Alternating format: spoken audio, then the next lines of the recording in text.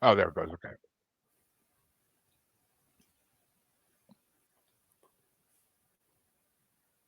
Welcome to another episode of Paranormal the New Normal. I am your host, as always, Jeremy, and I am here to try to make this world seem a little more normal, though that task seems impossible lately. And my guest today, I met him on Facebook, but I wanted to get him on because he has some interesting stories to tell about events that happened to him in his life. My guest is Russ Kellett, and he's going to tell us. Well, I'll let him tell you, but first things first. How you doing today, Russ? Okay, thanks, Jeremy. Thanks for having me on your show. Well, I'm glad to have you on, buddy. And so, the question I always start every show with is, what got you into the paranormal? Basically, close encounters, coming into contact with something, paranormal at first, what you could call like a creature, a spaceman in like a flying type of suit and an helmet, which originally, when I was looking outside of the bedroom window, looking outside, I noticed this, like, well, this human, but like in a spacesuit. Well, I'm saying human, you couldn't tell because he had an helmet on. And he walked through the gate and came into the yard, and I'm looking and I'm thinking, at first I thought it was the dustbin man, because dustbin men used to come take your bin, but it was more or less past the dustbin and looking up. So I looked down and I'm thinking, wow, that's a spaceman. So I sort of like waved, put my hand up, and he sort of like looked up and a bit of a gesture sort of thing. And he sort of like went backwards, but he sort of like shuffled back and he went behind this silver, which I thought were a dustbin at first, with it thinking it were a dustbin man, but I couldn't make out just what it was. And he walked behind it. And then this thing seemed to judder and just go up. So I'm looking, but I mean, I'm only little. I'm only about 4 year old, and it's a big window. And I'm looking up, and I'm sort of like, just can't believe what I'm seeing. I shouldn't have been in that bedroom because it was me grandma and granddad's. And originally I was up there looking for Christmas presents because I knew Santa used to put them up there. So anyway, I could hear my mum and me grandma downstairs shouting, "What are you doing upstairs?" And I shout, "I'm in the bathroom." Yeah, I'm telling lies. So I goes into the bathroom and pulled the chain and went downstairs, and I could hear him, "Come on, get down here. What you been doing up there? Been up there a long time." So I thought, well, I ain't gonna, say that I've just seen a spaceman through the bedroom window because I shouldn't have been in the bedroom in the first place. So I'm gonna get my legs slapped, because my parents were pretty strict. Yeah. So that was one of the first strange encounters. I couldn't say alien as such. It was something, just not right. It just something, could say, out of this world, I suppose, in a way. So then my dad was at work, and this was not long after, because I was, sort of like that age still. And he came in from work, and what he said was that he'd been at work and he'd been on his like break because we were doing night shift. He said I was talking to his friend, and he had his back to his couple of brothers and his other workmates behind him. And there's this sort of like shouting, and bawling behind him. And by the time what's up with them, turn round. And, oh, look, it's a UFO, it's a UFO. So as he's turning around, he'd missed it, more or less, And what they'd said was that they'd been watching this torpedo-shaped craft. One called it a torpedo, one said it was like a cigar shape. very similar, I suppose. I think you might call them now in America and what have you, tic tac shapes, very similar. But this is, like in the early sort of like 70s. Anyway, so it was a bit miffed, and he came home and he was saying, flipping heck, if I'd have just turned around faster, I'd have seen this.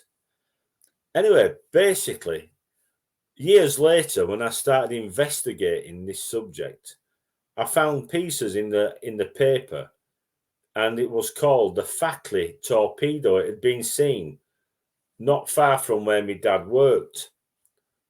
So, and quite a number of people had seen this. So that was something else, sort of like that inspired me to look into this subject.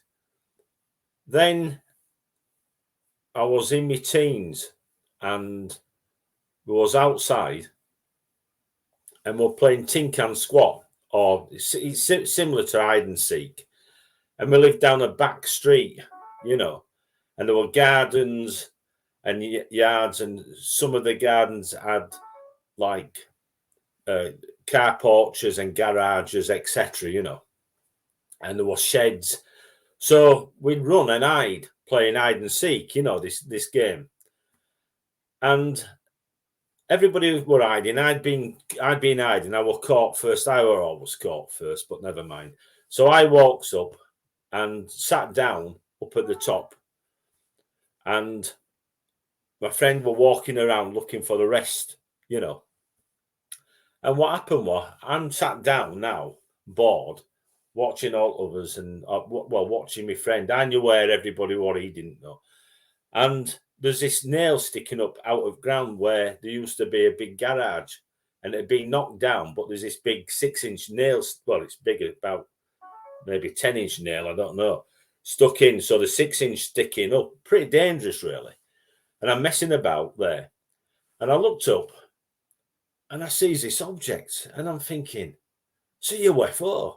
And it was big, it was massive, it was round. It was like an orange, with the segments going round. And it's like red, white, red, white, red, white, red, all the way around. And it's really, I'm talking, it's massive. So I shouts, look, a UFO. And you could hear me mates one by one shouting, shut up, just because you've been caught. Don't mean to say we want to be, Don't spoil the game. We know there's not a UFO. All these, sort of like friends shouting. And I'm saying, no, look, I'm telling you, it's a UFO. One by one, all these heads started popping up and looking over and up. I'm saying, look, and it's moving from left to right. Every one of the lads and lasses that were playing come up to the top, and we're all looking, and some of them run, and then all of them decided to go.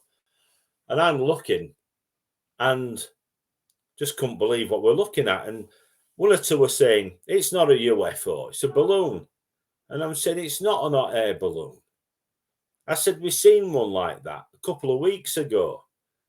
But it had the basket. You could see the netting round, you could see the basket, the heater, the burner, you could see the people in the basket. I said, there's no basket, there's nobody there. What are you talking about?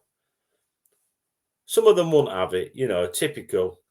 And they still ran. Of course. Anyway, I'm last and I'm rushing to have a look now. And it had gone, I think it had gone behind. By the time I'd got where everybody else was, Trouble Little Fat Kid always behind, they'd all run on and it had gone behind this cloud, more or less. I've missed it.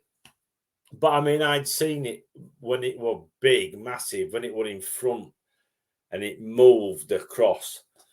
And it was unmistakable. Unmistakable.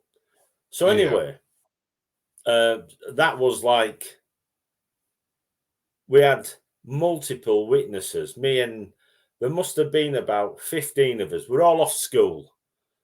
I don't know if you call it the fall or whatever in America.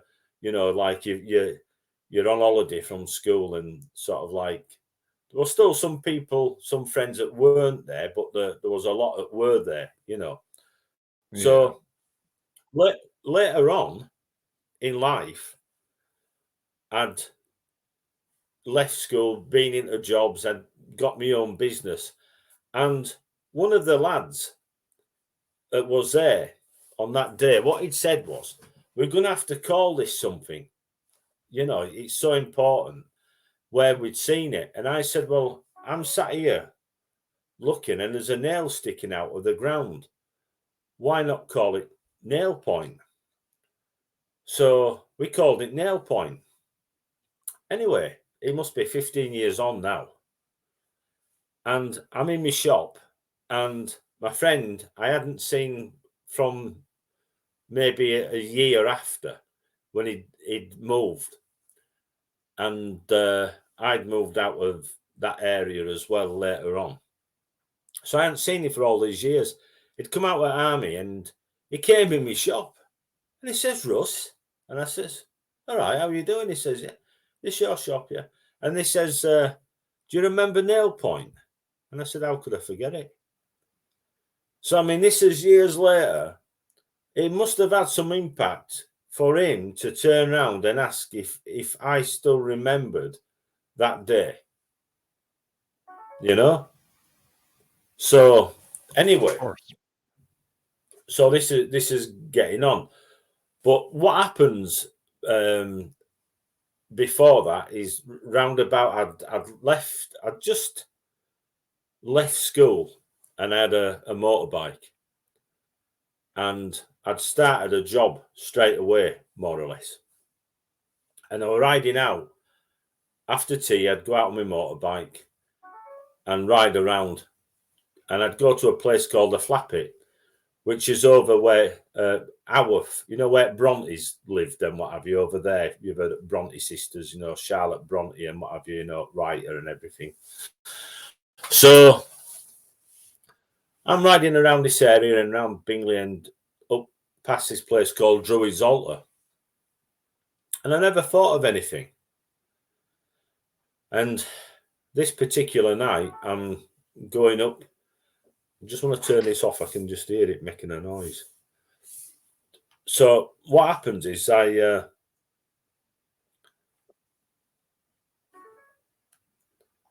going up now, and round this bend, and just before this bend, there's this big tunnel, and I'm thinking, this tunnel wasn't here the other night, you know. And I'm thinking to myself, this is odd, and I'm not very happy about going down it because I'm thinking I can't really see anything in as such. You could see in, but not properly, you know, like you're going into a tunnel, you know, like in your car and it's all lit up, you know. So the next thing, I'm inside in this room. I'm looking around. The next thing, I'm laid back in this chair, just similar to this, but like a dentist chair. And now I'm looking, and there's these tall figures, about 15 foot tall. And they're like bald, human, but like, you know, Nosferatu, you know, like, Yeah. you know, the French Dracula. Yeah. And I am absolutely panicking. The next thing, one of them came behind, and there's this pain in back in my neck, and they'd injected something. And they pushed me back, and there was this thing behind us, like so, and they opened my mouth, and they put this tube down my throat, and connected to the tube with this helmet. And, you know, this helmet's on now, and like there's this visor, and sort of like I am, you know, panicking. So the next thing, I found myself like raised up, looking down this massive arena, huge stadium. And to me, left and right, there's people in the same position as me, upright, looking over, and there's like a massive big screen, you know, holographic images and what have you. And in my visor, because you're looking, you can see this, and then all of a sudden, there's like information coming up, and it's like basic battle skills. And I'm looking and I'm listening, because there's like, you can hear this strange like music, sort of. Can't really explain what it was, but, and I'm looking. The next thing, bang, I'm back on my motorbike. Wow, that's And I'm trippy. sort of like nearly falling off going down this bend, because it's like stalling. So I put my throttle back and sort of like just miss the wall, goes round, and I'm thinking, what was that? And I'm thinking, don't look back. And I have to look back, and it's gone. And I'm just, like in disbelief. I'm just thinking, what was that? So I'm carrying on now, and I get some. And basically, my mum was in, and quite strict. Now, I was told basically, look, you're 16-year-old, look at the time. And it's after 12, it's going on like 2. You shouldn't be out at this time. What are you doing out at that time? You've got work in the morning. You're not going to be up for work, are you? You're going to be tired, So anyway, yeah, get to bed. And so gets to bed. Anyway, this is now one of these things where I'm thinking to myself, you know what? I'm going to avoid that like the plague, that place, and go a different way when I'm going out on my motorbike. And something happened. I was going somewhere, and I thought I'll go see a friend, and he wasn't about. And then there were some roadworks, and I thought I'll go home, sort of like gets in this traffic, and only way I can turn now is right, going back the same way. Oh boy. And so I'm thinking to myself, right, so I'm putting my throttle back, and I'm flying around now, and I'm thinking that if it's out there, I'm going straight through it, you know what I mean? There won't be anything. I looked around, there's no cars behind me now. Look back up, it's there again. So I'm sort of like putting my brakes on, thinking, no, I'm not going down there again. Ended up going down again, ended up in the same room, and I was going through the same thing. These guys are in there, tall, bald. There's one or two that looked a bit smaller, I noticed, and they're in like all in blue, but they've got white aprons on. A few of them have got these white aprons on. So I'm going through the same thing again, where sort of like have this injection back of my neck and what have you, and back I have to put this tube in and what have you, and have this helmet on, and sort of like absolutely petrified. It's people talk about abductions being good and what have you, but believe me, you won't really wish it on your worst enemy. So Yeah. I'm raised up again, and there's all these people, sort of like all up, and there's people lower down. I'm looking down now, and I'm thinking to myself, what is going on? Why are we here? And bang, the next thing, there's all this information, and it's again in this big arena, and it's just like incredible, So again, it's like telling you how to use a weapon, battle skills, and what have you. And again, now you're back down. I'm on my motorbike, and it's a case of still again like stalling, and I'm thinking, no, don't look back. Well, you've got to. You know what I mean? You're just compelled to look back. Carries on home, and again gets in, and it's late, and you know, sort of like my mum, my grandma's around as well, down, you know, and sort of like, you know, get to bed, you know, sort of like, and I'm going to tell your dad, you know, when he comes in, you know, at morning sort of thing. And I'm thinking, oh, you know. So this is going on now, and it's happening a few times, and I'm thinking to myself, I'm, you know, sort of like, I'm going to keep away from here. So I've got a scooter by this time. I'd actually, it's going on now, year, 2 year, you know, sort of, I've got a scooter. So I'm with different friends and what have you, different areas. Some of them live near this area as well. And I decide to go see one of the friends, like, and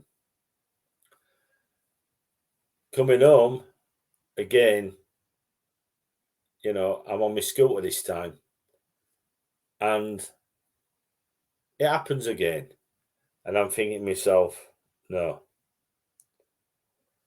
So I'm a bit older now, so I'm, you know, sort of like changing jobs, and what happens is I get another scooter, a bigger scooter and what have you. And what happened then, I started seeing some friends and started doing some training, and I'd bust my knee.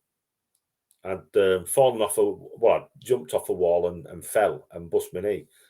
So this chap I'd met turned around and said, you know, if you want, I'll do you some acupuncture on your knee, and you know, it should be okay. You know, it's a bit like medicine. The more you have, the better your knee will become. So anyway, I'd arranged to go over and to have a session of acupuncture for my knee. So one evening, and I'd had my tea and I'd gone out and I'd arranged a time, and I was going over, and I'm going past this road that leads up to that altar and that area. So I'm looking up there, I'm thinking, yeah, you know. So I'm going straight forward, and I'm looking up, and the next thing I see is this like giant spaceman walk behind a tree. And so I pull over and looking, and it's gone behind this tree. So I look back, pull back out, and turn right over to my friend's house. You know, I'm going to see, like. So pulls up and walks up his drive, knocking on the door, and I'm still by this time looking up, you know, because you can see over, and it's near this. They call it Druid's Altar. And I'm looking up because there's these trees where it had gone behind. And my friend came to the door, and I said, all right. And he said, he says, come in house. And I'm saying, look, I've just seen something. I said, you won't believe. I said, I just seen it looked like a giant spaceman walk behind a tree and go behind, as tall as a tree. And he says, oh, yeah, you get a lot of strange things like that, Russ. Come in anyway. I'll put kettle on, make you a coffee, you know. And I'm thinking to myself, but Yeah. you know. So anyway, I'd had acupuncture first, and then we had the coffee later. And he was telling me about the area. And he told me, yeah, he said, we see UFOs and stuff over there. We see lights. And there's a friend, and he sees stuff all the time.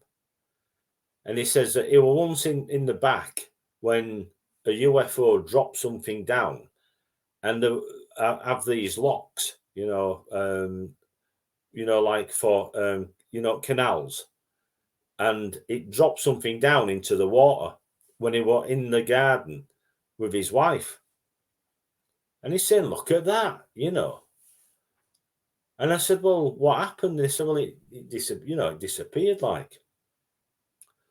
So I'm thinking, wow, oh yeah, it happens here all the time. People have seen stuff. Just down the road as well, apparently it was one of the last places the Ninth Legion, this Roman Legion, were ever seen going up to Scotland, apparently. And there's a lot of things around there. There's standing stones and mini henges and stuff. And quite a few of them had been pulled up when they were building some flats. I don't know how they got away with doing that, But anyway, so he gave us a bit of confidence, and he said, "Oh, sort of like they're here, and like I don't think they're here to hurt anybody, and all this sort of, thinking, So I thought to myself, right, I'm in a different job now, and I thought I better get home at a reasonable hour, and it wasn't too late.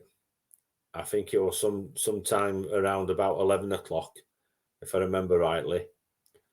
And I sets off home. So I goes down and I turned to the left, and I thought, I'll go the long way around. And what did I do? I chose to go down that same road again. But this time on a lot powerful scooter. And I'm flying up this road. The next thing, it's there again. And I'm thinking, no, I just don't believe this. So I put both brakes on, and I put my front brake on, and I'm trying to stop myself from going down now. And the front brake snapped. The cable, the nipple snapped. It came off. And sort of like now, I'm going faster in. And the face of the people inside, I've flown through, this tunnel. So I don't know. I think I might have given them a bit of a shock because my brake came off, my cable snapped, and I'm straight in. So I'm in the same position now. Now, there's things a little bit different. It's the same type of room and everything. But this time, I'm laid back, injection and what have you. And I'm now stood naked in a checkered board room. And I'm sort of like looking around, and there's this mist all about me. And the next thing, there's like a blower, like you're getting dry.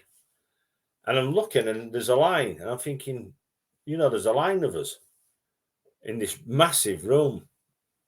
So now there's a wall, and it comes right close to us, and this thing comes down like a sluice, and there's these tubes come down, and we're told to drink from this tube. So we're drinking, and we started being sick like told, be sick into this thing that had come down this sluice. We're told to take another drink, and sort of like, you're being sick, vomiting sort of, and again, and then we're told to drink this water, and so we're vomiting and sort of like drink this water, and then, we sort of like, we stop vomiting, sluice goes up, pipes up, and this wall goes back. So now, with this mist is around us again, sort of thing, and we're getting dried again. Then this wall comes forward, and there's like lockers, and we've all got a locker, and we open the locker, and there's like a suit in this locker. It's white, very, very, very light, like a lace curtain, sort of like put it on. We're told to put it on, and it's like a Velcro, and it fastens itself. And there's two like dials, just here, one there and one below. And the top one we're told to turn. And what happens? It goes from white to yellow to dark yellow to green to dark green to blue to dark blue to black, and it's getting tight by now. Feels unbelievable. You know what I mean? Next to your skin, it feels amazing. It makes you feel very, very strong. You know what I mean? It's I can't explain it, but so now there's an helmet inside. There's a rifle, and it looks like 3 magazines. I used to be in a shooting club, so I know how to use a rifle, and I know magazines. But we're told these aren't magazines. These are battery packs that go in similar to a magazine. But we can only touch the weapons when we've got an helmet on. This weapon stops us, right, from getting his ears as eardrums burst. We've got to have them because these weapons are sonic weapons, sound weapons. And there's a dial, and it goes right up to full power and to 0. And we're told, only put them in.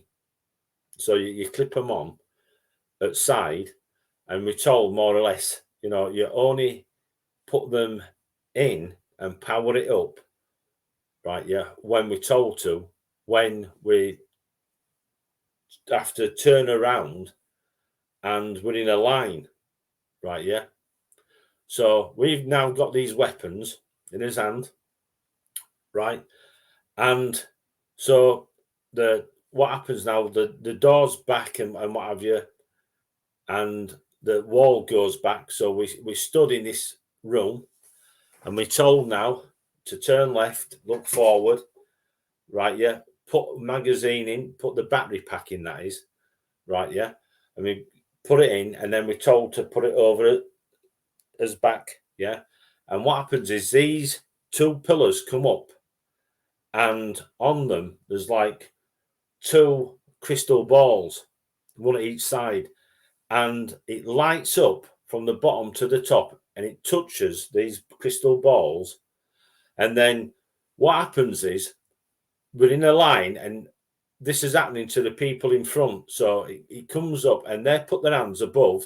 Then what happens is these 2 pillars go back down, and the crystal balls are hovering underneath your hands, and you go straight through the gateway, the doorway. And I'm there stood now, and the same thing's happening. These things are coming up. You're told to put your hands. I'm there like that. They go back down. I shoot off.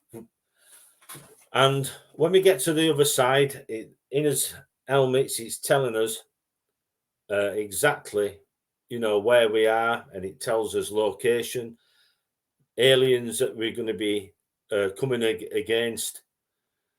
It tells you like their allies, and what we were looking for was this base, what they had difficulty finding. Anyway, to cut a long story short, a battle took place. Now the thing is, this had been first time, and I spotted one of these big, huge. They were 15 foot, like lizard, like dragons and human. So the next thing now is that, like I said, this battle's come. Anyway, to cut a long story short, we didn't know the unit that I'd been put in, but this was like a training. This was like the first time we'd been out together as a unit, and it was a battle. I'm not kidding you. It felt real, but it was similar. These things were there, but they were like prisoners, and we were attacking them, and it was like, it was like just real. So even though it was like an exercise, to us, we hadn't been told it were an exercise. So that was the first time, and I, sort of like could not believe it. You know, there were people had been Yeah. shot and, you know, been killed. And I'd seen this thing, and I'm saying there's one, and, you know, like I spotted it before anybody else. Now, one of the things is that in the base,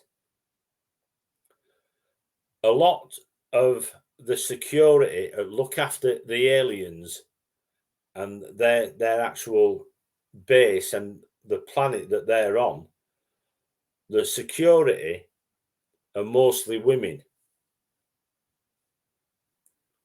and there's a reason for this, because and they're all from Earth, because they've all got something. They're all telepathic, and they can see and feel these aliens using something very similar to what we use, which is like a teleportation system.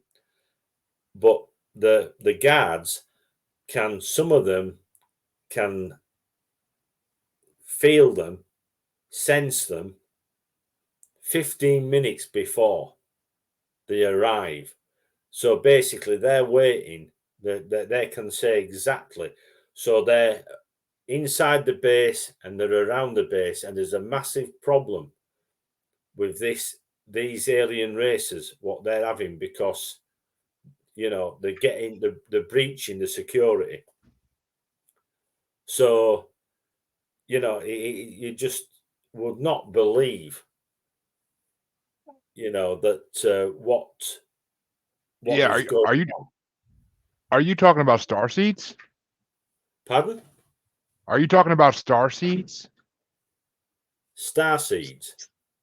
Yeah, star seeds are people who they believe that they have alien DNA in them, and that's why they believe they can communicate with I always forget the name, but different with Palladians and different. They believe they can talk to Palladians and 5 or 6 other alien races.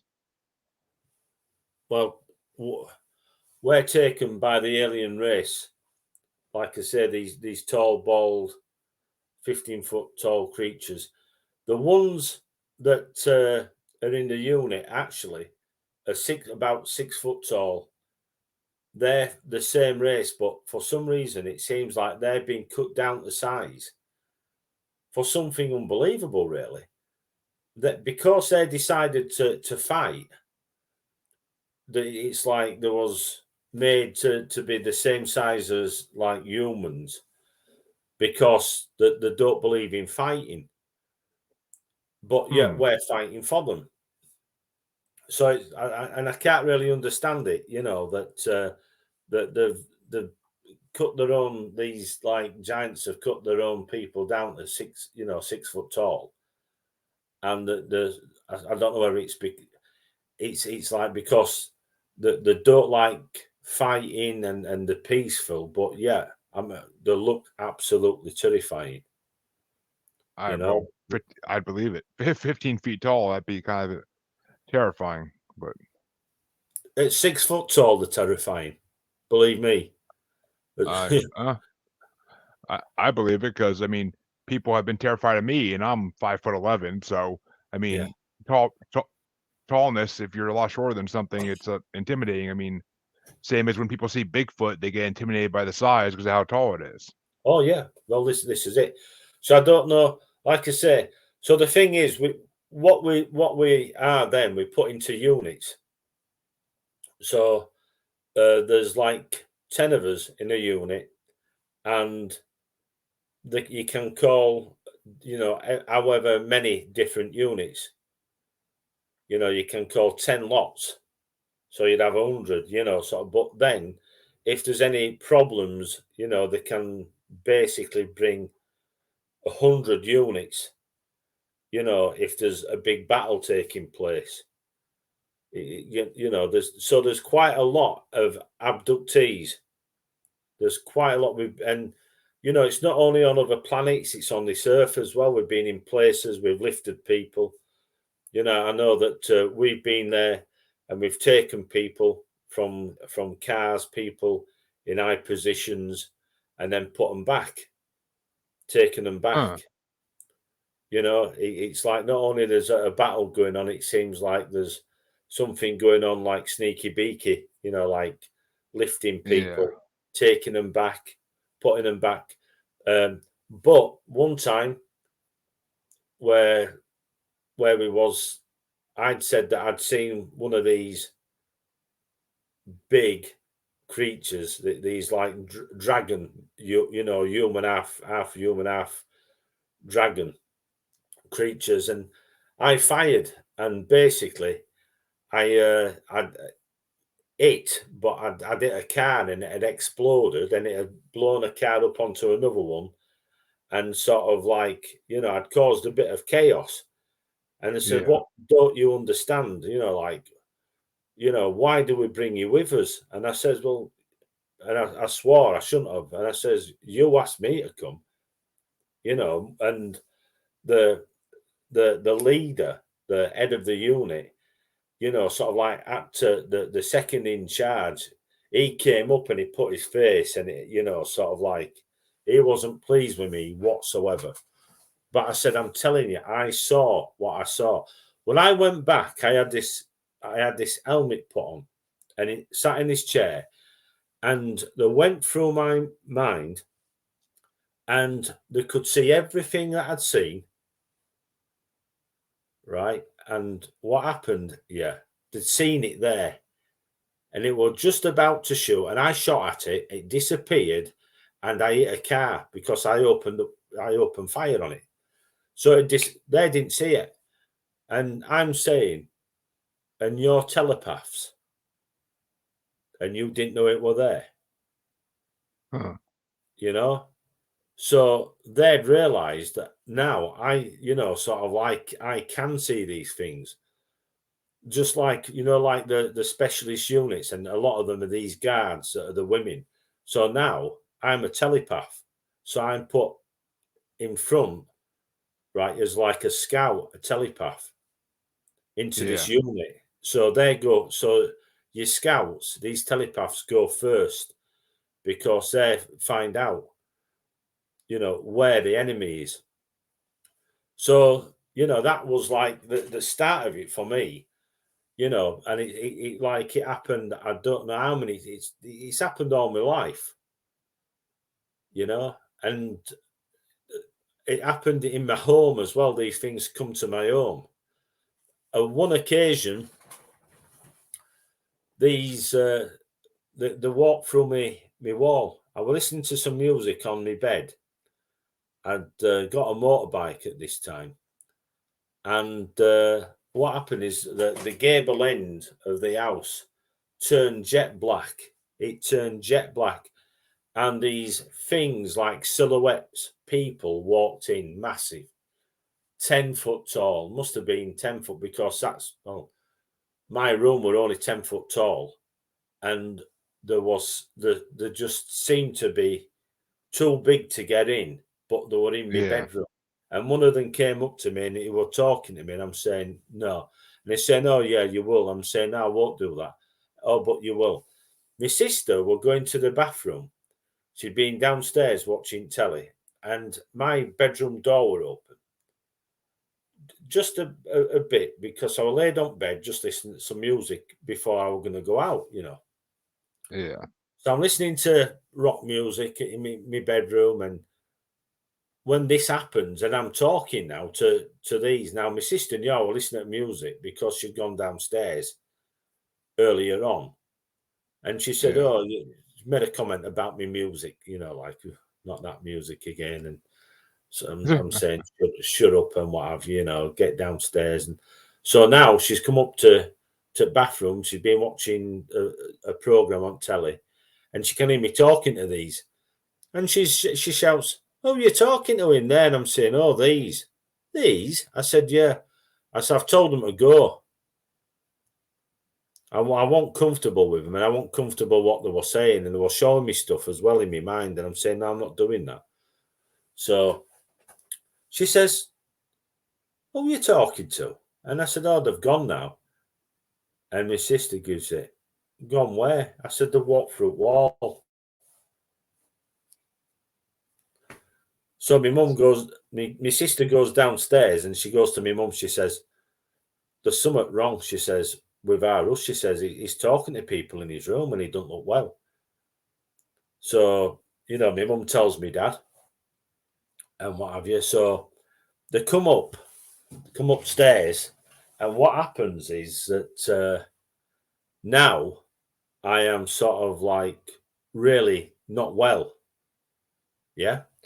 Now I can tell you exactly when this happened, because when I went downstairs, they said, "Come on, go, come." I said, "I'm scared. I'm scared." They said, "Come on, come downstairs and get a drink. Make you a drink of tea. Answer to everything. Let's make a drink of tea. It'll be all right."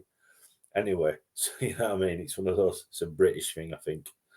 So anyway, I goes downstairs, and on the television, it was 2nd, 4th of August, 1990, and Stormy Norman were on telly. He'd just invaded Kuwait, right?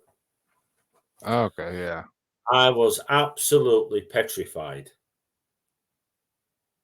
I was absolutely petrified. I didn't go to sleep for 3 days. My mum had to have 3 days off work. Right, yeah. Wow. My sister was just like in bits. Yeah. It were like, just what's going on. So my mum told her boss. She said, "Look," she said, "I'm sorry." She said, "But there's something wrong with our Russ, So anyway, I went down the hill. You know what I mean? My health went down the hill. From that. 1990. Wow. I was 2 years old in 1990. Really? Right. Yeah. So I'm getting on a bit, as you can see. Eh, So the thing is, what had happened, right? Yeah. But previous to that, when I'd been on my motorbike, something really odd had happened. I'm sort of like skipping. I'm trying to get as much out, so sort of like your time, you get a lot in.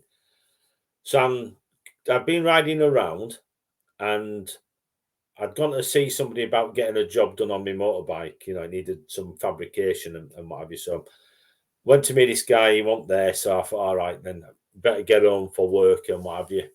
And it were 10:30. I know for certain it were 10:30 because it were last orders, and this lad hadn't turned up, and I was just drinking Coca-Cola.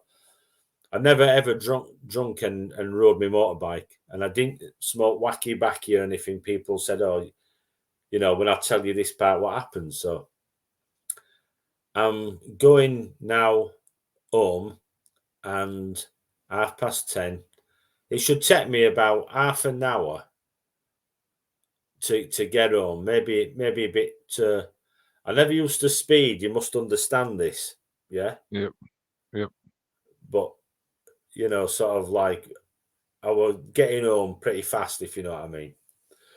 And you couldn't do it these days. You couldn't do the same speed these days. No. So I'm going across now, and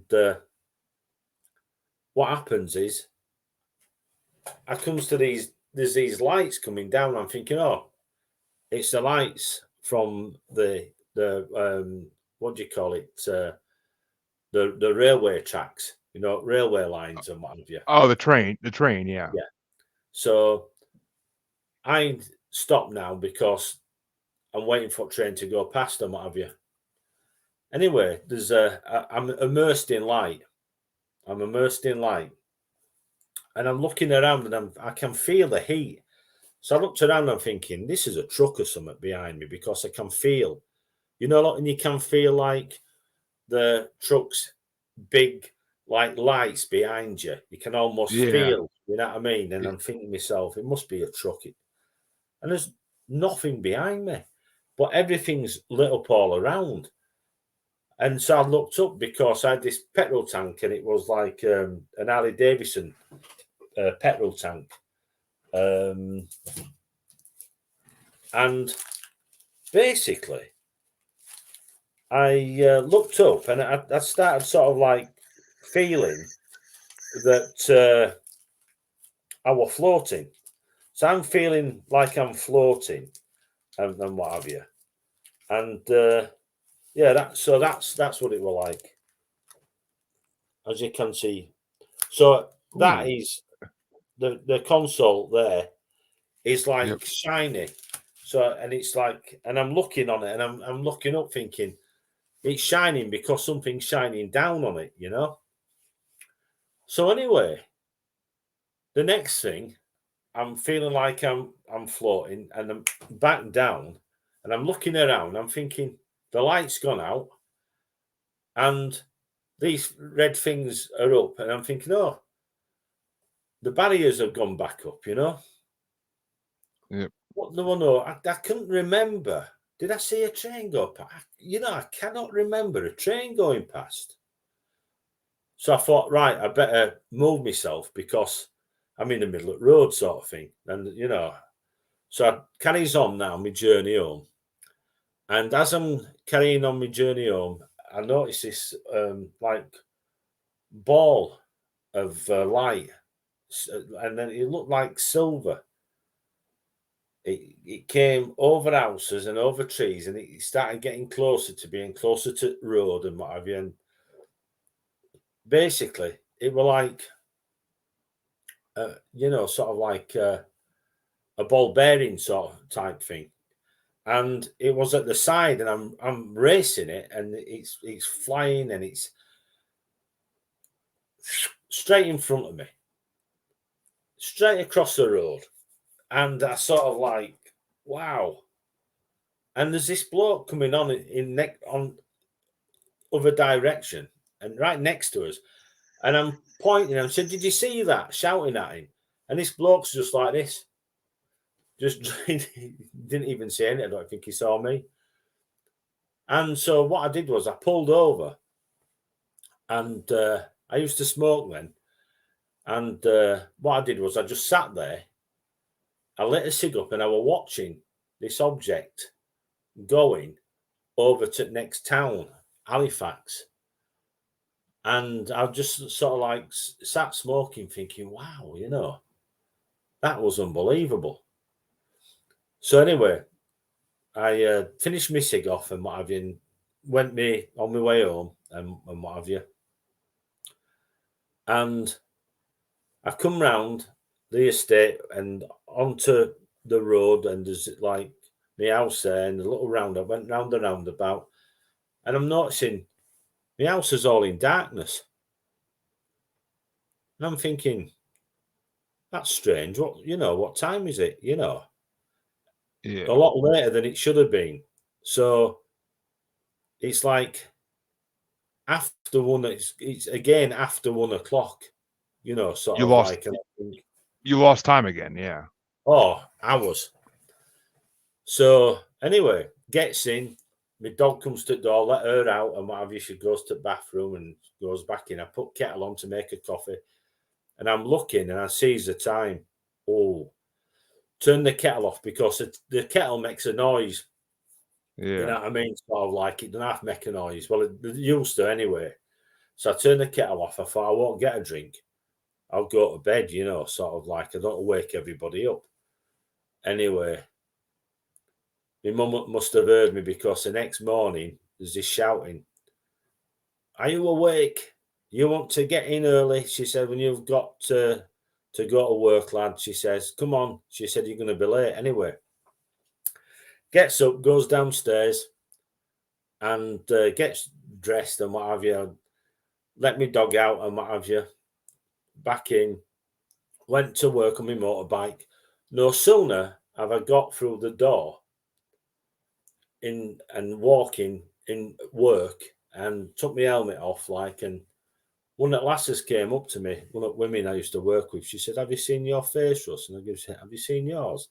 She said, "No, I'm being serious." She says, "Did you go on a sunbed last night?" So what are you talking about? She said, "Your face." She said, "It's all burnt, all sunburn."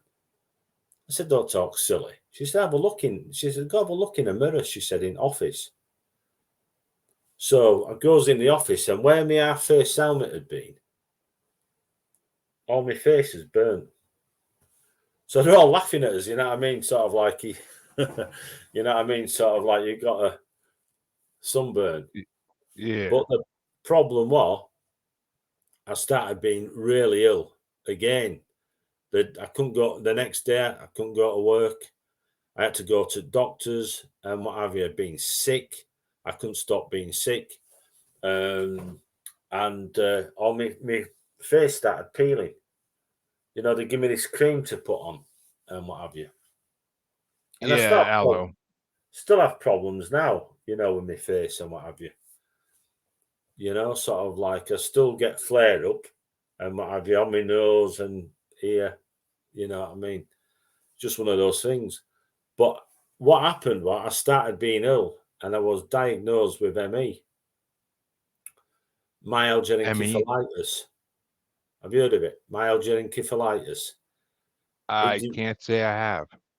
Fibromyalgia.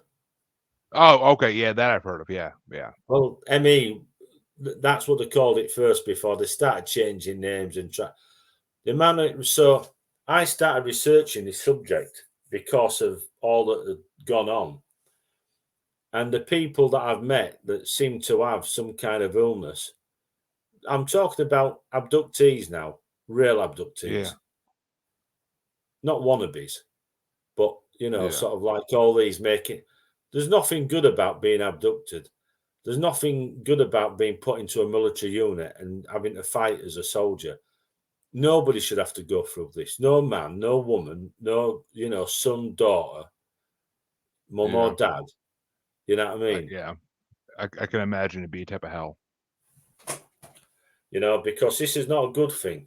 So warning to people, I tell people, so why do you tell people, think you're big, you know, like big super soldier, feel super there, you know what I mean? Afterwards, believe me, we don't feel it here back on earth, you know, and the problem is, wouldn't want it to happen to anybody else. You know, it's a Yeah, warning. It's saying, find out what is going on. Don't believe what these people are telling you that it doesn't happen. It's happening. But I don't need Pentagon. I don't need the MOD. I don't need my government to tell me what's going on. To start talking about, oh, look, we know. Look, we've been telling you. You know what I mean? This is like 40 years about yep, this. And people saying, oh, yeah. And all of a sudden, there's all these super. I was told not to tell anybody. I used to write for a magazine. I used to send videos in. And I was told, oh, you can't talk at our do. No, no, no. Oh, it's too much like that bloke, that conspiracy theory. Oh, you can't talk about aliens with guns. Oh, no, no. Don't sell magazines. You know what I mean? But if this is the truth and it's about UFOs and aliens, this is what you should be talking about. yeah. You know what I I mean? agree. Some blat there from MOD. Oh well, let's tell you what's going on. Like somebody from the MOD is going to tell you what's going on. Yeah, right. Nope. Don't think so. They only told Americans what was going on this last couple of years because of a distraction from COVID. That's the only reason Oh, they told please Americans. don't talk to me about COVID. Oh, you know, it's so potent, right? Yeah, that you've got to have a test for it. You know, sort Yeah, of like, you know, everybody else with these pandemics, they'll just drop and they're dead.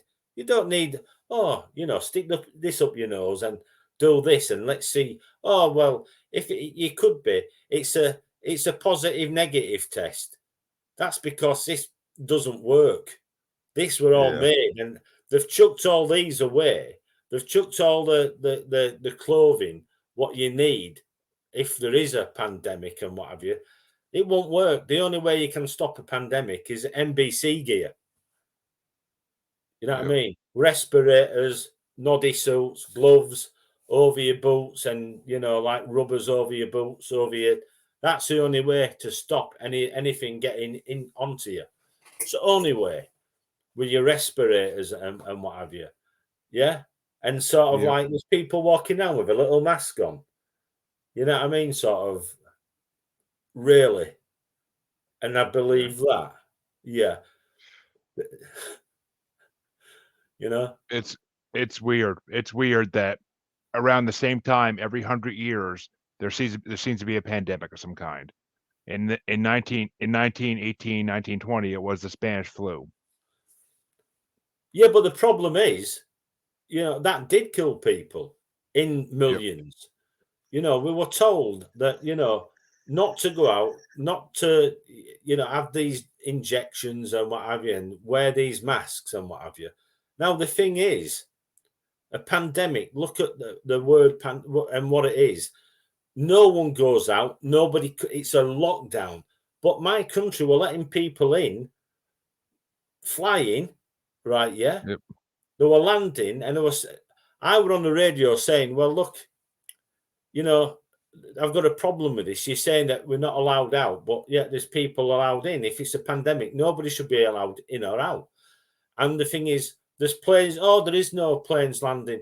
Only planes that land in a cargo. I said, no, because if you look at this app on the internet, I said, you can see in the sky what is up there. It tells you the registration number, the airframe number, where they've travelled from, where they've travelled to, the numbers.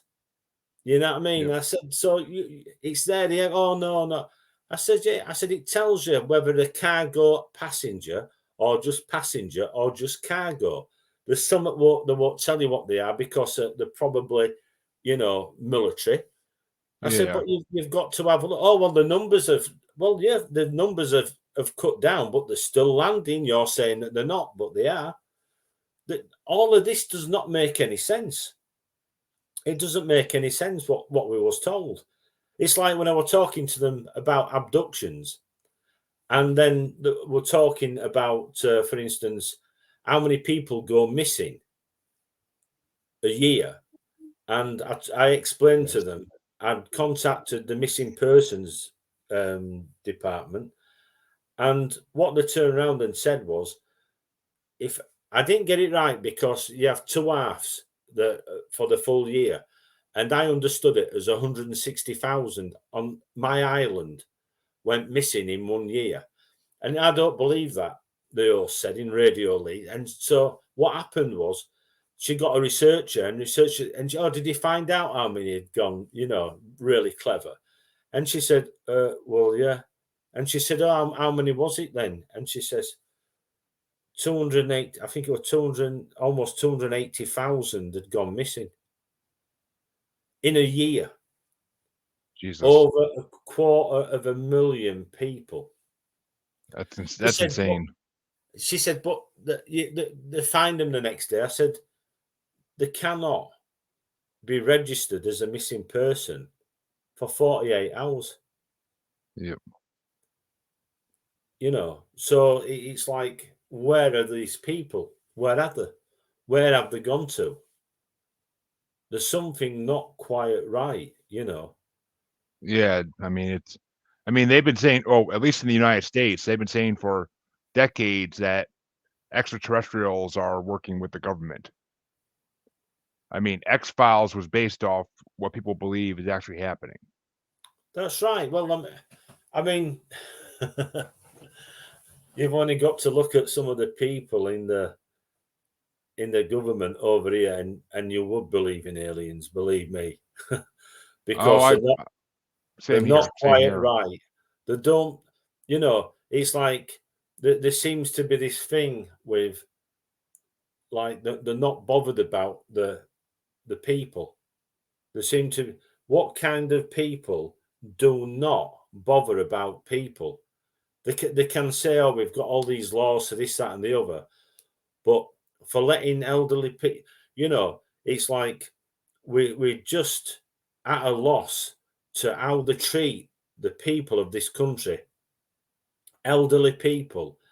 And I mean, it's like they're saying to us at the moment about this. There's a war going on in Ukraine. There's been a war going on in Ukraine for 20 years, actually.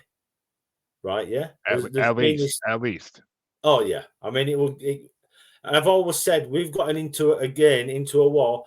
The problem is, every world war that's happened has always started in Eastern Europe. Yep. Always. That's where always. And the problem is, we've got this fool who's giving money to back and to have our troops over there.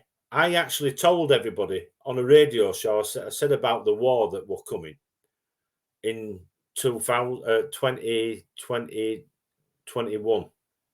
Yeah. Or 2020, I think it was, on Revolution Radio. And I says, you know, we're over the borders and we're looking and we're talking. Just because we've got the uniform on of the army of that area, that country, doesn't mean to say we're from that country. We've got them over our suit. We've got these things called life suits, right? Yeah, we can get shot and all sorts and withstand, you know, a beating, you know. Yep. But over the top, we might have another country's uniform on, an insignia. We've got our own insignia. But, you know, you won't see that because when we, in certain areas, we might be lifting people, generals, you know what I mean, officers, or maybe even, you know, sort of like people working for, where they're doing all this. And I explained this. I explained that there were a problem with the Chinese, that they were working with this tall alien race, a blue alien race, and they've got amazing, superior technology. And they give us an hard time. Believe me, they give us an hard time. Oh yeah, I'm sure. Oh, you can say that again. Believe me, not fun whatsoever. And like I said, this is a warning, saying to people, be careful. You need to take heed to this. This isn't somebody telling you, oh, it's good. It's not good. You know what I mean? What you see is not good. You know, and I mean, it almost drove me crazy. And well, people say I'm crazy. You know, but I can. I've videoed.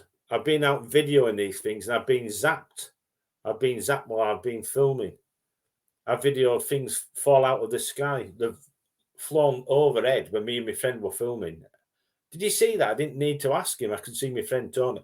He's got his binoculars. He had a better camera than me, and he goes in his house, pulls out his binoculars. I went to the car and pulled out my Sony and filmed it. And I'm saying, oh, and he's saying, oh, you should see it. I said, I can see it. I said, I'm zooming in, I'm filming it. You know, sort of like, and he's, oh, but I've got now the same area where there's been odd things seen, like a pterodactyl. You know, one of neighbours, I've seen this thing like a pterodactyl, and then something landed, and I think it was a white helicopter landed. Now, the thing is, the day after I videoed, right, yeah, the day after I videoed this object, right, falling out of the sky. I videoed it in the same area. When I've had a look, right, yeah, this is the area where it came down. Can you see that? Yeah, I can see that. Looks like a field. Yeah. Yeah. So right, but the thing is, if you have a look on that, can you see the flying triangle there? Yes, I can. Yeah, I can. You know, there, sort of thing. I can see it, kind of above the tree. Yeah, or the bush, whatever that is. Yeah. So that's a flying triangle. The day after the flying triangle, the thing that came down, what everybody calls, they call it the flying man. I'm posting it back up on my Facebook because my YouTube, I'm having mega problems. I got hacked, so I'm having mega problems with my computer. So I've been, like I say, I've filmed stuff. I've gone back, photographed a flying triangle the next day. I've been zapped by things. I've got 2 flying triangles coming out of the sea, the bay where I live here, right, yeah, about 30 foot away from the road where the bay comes into the road, right, yeah? Yeah. And 2 flying triangles at the side take off and fly down towards the next town. 18 minutes I'm filming it, and all the time these things are coming down at it. I'm taking my eye off the ball because I'm watching. It looks like these things flying down at it, you know. I've filmed dolphins in the sky. I'll send you a load of images, but I've got on Russ Kellett. I think it's Russ Kellett UFO Investigator Abducted on my YouTube. You know, you can have a look. Then I'm wanting to put a lot of the older stuff up as well shortly. Like I say, you know, there's objects that we've filmed at the same time. Me and my friend have filmed the same craft at the same time. So, you know, it's like, you know, Yeah, we're seeing things a lot. I've stopped going out now because I became ill, so I haven't been out as much. You know, sort of like filming. well, I mean, But the UK has been a hot spot for UFO activity for 40, 50 years at least. I mean, the Rendlesham Forest incident, which is is that actually near where you are or no? no, it's a couple of it's nearly about 180 miles. One of the first incidents we had were in 1945 here at Westenham, which is it was what's his name now? Winston Churchill. You Yeah. know, his home, his residential home down in Kent. And that happened the last days of the war in, I think it was, when was it now, does it say? It was in July. And it was the last days of the war when, you know, I think they'd surrendered and this thing landed, you know, and a big thing about it, there were a lot of people there. I don't know whether I'm trying to think whether I was told that you know, go down, have a look, and check it out, and do some more research on it. You know, Yeah, but I've heard of the Winston Churchill thing. I've heard of that. yeah, but it happened twice, didn't it? It didn't only happen in this is pre-Roswell, but it also happened in 1950 odd as well. Well, it makes sense. I mean, the end of World War II is when we started dropping atomic bombs, or at least the U.S. did, and Yeah. that's when UFO activity started being reported more and more because everybody assumed that they were checking up on us after we released the most powerful weapon ever. Well, yeah, but I mean, they'd also, you know, they've been seen in, you know, sort of like many different countries in the 1800s. You know, it wasn't a new thing that, you know, sort of like if you have a look in Germany again, if you have a look at those wood carvings, is it Mandelbrück or something? Carvings and Oh, what have I you? mean, there's been I mean, ancient aliens is a huge thing I talked about in the show before because I mean, there's cave paintings of UFO type shapes and Yeah, cavemen only painted on the walls what they saw, and they're not gonna paint that out of their imagination because there was no such thing like that back then. Like no, nothing was flying in the sky back then except maybe a pterodactyl or two, but I don't yeah. even know if that's accurate. But I mean, it's said to be. But This is another case that I worked on for 30 years, and this is the Berwyn Mountains in Wales. okay, ooh, I like that. And this is what the witnesses saw. They saw a landed craft at Side Road, and there was a couple of aliens actually that was on floor, Grays alien looks greys, yeah. yeah, looks like grays. Yeah, And they seemed to be in some discomfort. Like two of them out of the five were like just not well. It looked like they'd had a, you know, like a bump, you know, like a crash. But yeah, it was yeah. hovering. It was still intact, hovering at Side Road, and military came and took it. course they did. And they took the aliens as well. And I've been speaking to witnesses. What a sham! What a cover up! Oh Seriously. yeah, Oh, I'm I've sure. got all the in here. I put all the documents what I got from. There's all sorts of things. That's a piece of the metal that I was given from. Ooh, Yeah. interesting. Oh, it certainly is. So I mean, it doesn't weigh up because there was supposed to be an earthquake at 8:38, but yet somebody, because I've got all the police logs there and I've got all the telexes, right? And the problem is somebody. This happened at 8:38. 3 point. What was it? 3.4 on the Richter scale, right? Yeah, And what happened was that somebody reported it before it happened at 8:32. Now, how could the person report it at 8:32 if he wasn't from the department, the British Geological Survey team? yeah, So he's telling them it happened at 8:32 before it happened, but also the day prior where it happened, there were not a jet, there was an aircraft taking aerial photography. Well, it is actually a jet, a Canberra, and they were taking aerial photography of that area, and there's a reel of film. I've got mm, the number of the reel of film and everything, and I rung up, and I've had a real. I think I've actually seen the pictures, and but they said there were a landslide in this actual note. It says, "Have you got any information? What caused a landslide in this? This what looks like an explosion. A craft landed. They're talking about a craft landed. And yeah, there's UFOs. Talk of UFOs and fire on the mountain.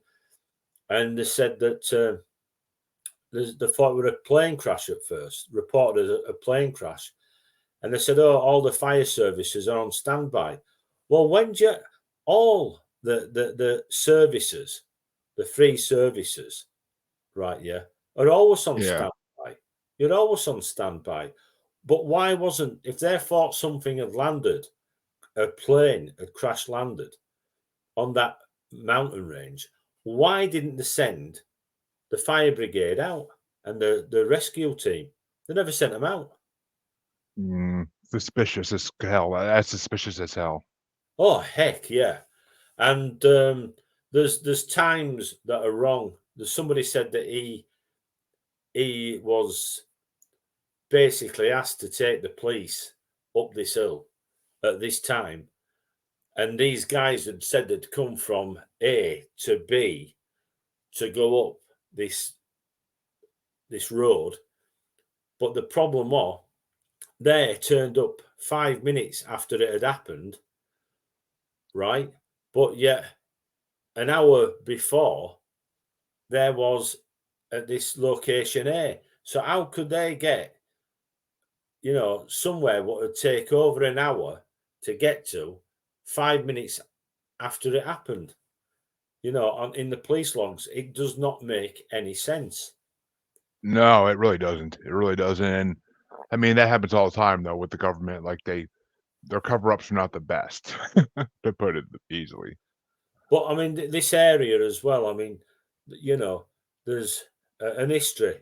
Wales, is a Oh beautiful yeah, place. Mountain ranges, Snowdonia and the Berwyn Mountains, beautiful. There's castles, and there's a lot of stories, history. You know, there's a lot of like Celtic mythology around there. One of the oldest books in written language is a Mabinogion, and its origins are Celtic. The people are yeah, Celts. And they're talking about dragons fighting in the sky. You know, yeah. it's I mean, quite well, amazing. I mean, dragons. I've actually had someone on my show who in the state of Pennsylvania in the U.S. they've had dragon sightings near mines in the state of Pennsylvania. Well, you know something? There's a lot of UFOs reported in mines. I had to go on an investigation with my team, and it's one of these things where we was out and we had torches and we're looking at this area, mines and quarries. Yeah, Yep. mines and quarries. And I'm stood looking at this area where this big, massive ball was supposed to have come down. And I looked and something dropped, and I could see this sign that had been pushed over, and it says danger, and it says keep out danger, and it Yeah. says drop. And when I looked, I were on the edge looking down 200 foot down. So I'm telling all my team to stop and turn back and to go backwards because it's a quarry. So the thing is, it seems that quarries attract, UFOs and land there. In the Berwyn Mountains, on the night, there was talk of people saying that these things had come down, in quarries.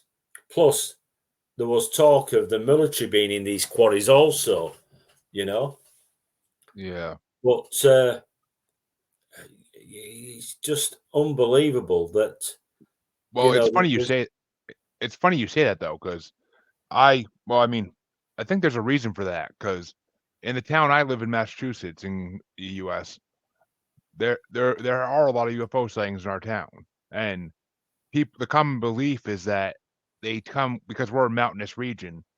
The common belief is that they come here to refuel. That some metal that's in our mountains, they just suck it up with their ships and through some process, beams or what have you, and that they use it to refuel and then they just go on their way. well, yeah, what I've got here, just 10, like I say, I filmed this two triangles coming out of the bay. I filmed, dolphin in the sky. First, I thought it were a balloon, and it's like just looking around in the sky. There's no tether there underneath it. There's nobody holding it. I Yep. put a call out on the radio and in the newspaper, and anybody know anything about it? And I had 4 people claim that there was flying a dolphin balloon. So when they rung up and I said to them, what colour was it? And the bloke says, don't tell him, ask him what. And I said, put the phone down. And it happened 3 times. They couldn't tell me what colour the dolphin balloon was. Oh, what colour Yeah. was the one that you saw? Oh, Yeah. Which means they're trying to you know put what I yours in mean? there. Yeah. You always get them. Try to be clever. They're Yep. not debunkers because debunkers usually are trying to look at the information and try to say, well, you could be mistaken. These are haters. These are haters. Yep. There's 100%. no logic. There's no logic. They just want to be clever. You know what I mean? But the thing is, what I was going to say, my friend, he actually caught a flying saucer land, and it's near some power pylons. Now, I'd heard from one of my friends who'd been in Middle East, and they said that a UFO, a flying saucer, had come down. It reversed into a pylon because I think it was the Iraqis were shooting, sort of like their weapons, and Yeah. it got a bit close and it moved back out of the way and hit a pylon and it went zzz and landed. And there were a big battle to get there first between the Iraqis, the Americans, and the British Yeah. to retrieve, to grab Oh, it. I'm sure. I'm sure it'd be a big find. So of course they want to get there first. Oh yeah, Of And you course, don't yeah. want you don't want the enemy to have access to that technology. So No, you definitely do not want that. But there's all sorts, like I say, some of these areas, there's, like I say, this is where I've been taken quite a number of times, like a druid altar, a lot of pylons around there. Strange things. I tell you, one of the odd things, when I started investigating, a woman told me that she was out with a dog and something walked behind this big wagon, and the wagon it was a trailer, and it was full of logs. And she yeah, said this head came from behind. It was looking over at her, and it came from behind and looked at her, and she said, "There's this like frogman, giant frogman, looking at her." And the dog's barking and took off. She run. Now, the area that, like I say, overlooks where Romans used to be, around this area. yeah, And the thing is, there's a moor there, and it's called Romble's Moor. Well, when I started looking into Romble's Moor, it goes across towards a place called Ilkley Moor, and there's a famous picture of an alien that landed at Ilkley Moor and near White Wells, and it's holding something like a briefcase, and it's a little green man of Ilkley, they call it. Now, going across that Ilkley, going on to where I was at Romble's Moor in Bingley, I found out that Romble was a giant. Now, I'm talking about giants, and she's talking about giant frogmen, 15 foot tall. I'm talking about these other things like these. When I told my friend I'd just seen a spaceman walk behind this tree, you know what I mean? Sort of like a giant walking behind a tree. And yeah. we've got history, sort of like mythology of this area, and it's named Romble's Moor after this giant Romble, Is it a coincidence? You know, is it a No, coincidence? well, giants existed. Giant human like creatures existed at one point in history, at least. If they still don't, they may still exist somewhere, but I don't know where they would. Well, look I at David mean, and Goliath. oh, exactly. That's the prime example right there. Yeah, And the Canaanites in the Bible were supposed to be all giants. yeah, So, and so were the Nephilim that were killed off in the flood, supposedly in yeah. Noah's story. But I I think the Bible just hints at a lot of things that really did exist at one point. But Well, yeah. I mean, the thing is, it's not only the Bible, because you can look at other books that weren't put in the Bible. oh yeah, Well, possibly. the Epic You, of Gilgamesh points to a lot of that too. Yeah, and sort of like the seats of power as well. Again, I don't like to bring this up, especially at this time at the moment, but like the seats of power, where all the so-called kings, queens, emperors yeah, all have this so-called bloodline, right? And exactly. it's bizarre. It is bizarre, and I mean, like we're just talking about being like in Scotland. One of the things that the Scottish have, this Scottish rite for the kings and queens, that they sit on this stone of scone, which came from Syria and went from Syria over to Egypt. And apparently, again, this comes from this race of giants and this bloodline, and sort of, just what is it? Just what is it? This bloodline. I get asked all the time, you've been taken, why are you so special? And if you see me in the morning shoving tablets down me and sort of like drinking a water and what have you, because of the pain and the injuries and what have you that I've sustained, you Yeah, won't think it's anything good. No. You know what I mean? I cannot walk most of the day until me painkillers and stuff kick in. You know, there's nothing good. You know, why are you so special? Does that sound like somebody special to you? No, I mean, yeah, I've heard before that people who have been abducted have something about them that makes the aliens wanna test them or find out, like, why there's or other people or their families that the extraterrestrials have been watching for generations, which, I mean, I can buy into that, but I still don't think it's a good thing. If you're a family that's been experimented on for generations, that's just a curse almost. It Because is. There's, and I mean, don't get me wrong. You know, you always get these ask you, have you been probed and all this lot. You know, sort of. I've never come across that, that's and Hollywood. That's yeah, Hollywood right there. you know, and I I haven't had a good. When I'm there, I want to be home.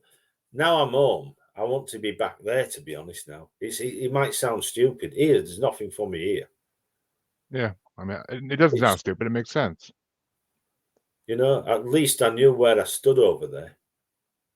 Yeah, it makes sense. I mean, and it's funny because I mean, all right, well, I'm gonna ask this question, then I'm gonna wrap it up because we have been going for an hour and a half at this point, and I could talk about this all day, but I don't want my listeners to tune out because the episode goes too long. But we could always do a part two eventually Right. because we barely got to talk about anything else, so we could definitely do a part two. Um, you go back. I'm gonna go back to when you were talking about like the bald aliens that were 15 feet or 6 feet tall, depending on how Yeah. they acted. Have you ever Are you familiar with, like, the Star Wars prequels? Like, No. oh. Alright, well, there's an alien species in the Star Wars movies that came out in the late '90s, early 2000s that are called Cami Kaminoans or oh my god. They're from the planet Kamino, Kaminoans. Ah, god damn it. But they're from the I'll have to send you a picture. They're from in the movie, they're from the planet Kamino, and they make clones for the government in Star Wars. And they're these tall, skinny they look like grays, but, like, they're really, really tall. And, like, they're, like, maybe 15 maybe some of them could be 15 feet tall easily. So, when you kept saying that, that's what I'm picturing because but you said they're blue, so they're not No, gray. no, no, no. The uniforms are blue, and Oh, oh, the ones in this room are anyway. Right.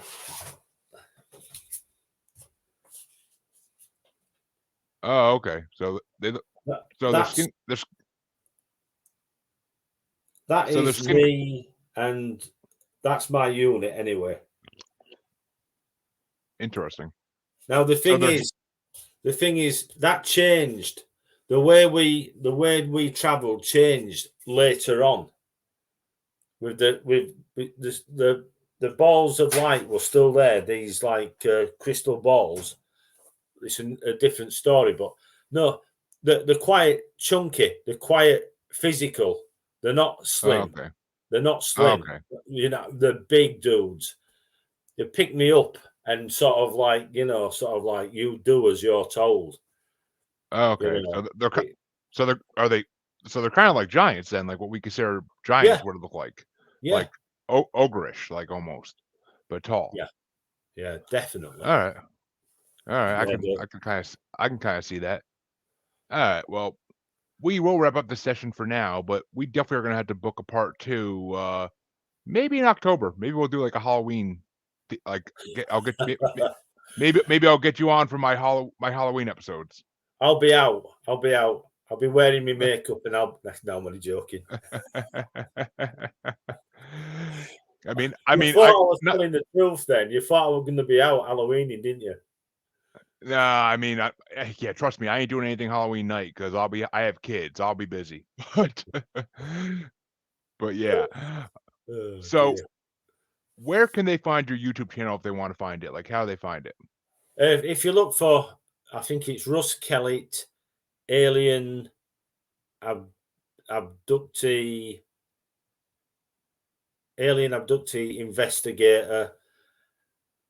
That's before all this went wrong with me being hacked and stuff. So, Yeah. and if you can find me on Facebook, Russ Yeah. Kellett. If anybody can be bothered, if they're not bored with me after this, Yeah. if anybody wants to see any videos, I'll just put them up on YouTube. Some people don't use, YouTube. Some people ask me, can you send us it? Can you post it? And I'll just put a post up. Yeah. Makes sense. Makes sense. But I'll definitely put your YouTube link on the description for the show, Oh, thank you. and I actually do post these on YouTube, so I'll tag you in the Yeah. YouTube one. Well, So, thank you very much. of course, and as all my listeners know, you can find me on Paranormal the New Normal / Maniacal Music Musings podcasts with a S Facebook group, and you can find me on Twitter and the Gram as @JuggaloBastard. And you could find us, as I just said, on YouTube under Paranormal the New Normal. All my videos as of last night are posted on there, and they all release when the episode's released. So, and you could also find us on TikTok at Juggalo Bastard Podcast, but I have no paranormal videos up there yet. Still working on that. It takes a lot of time to put things on TikTok. A lot of time.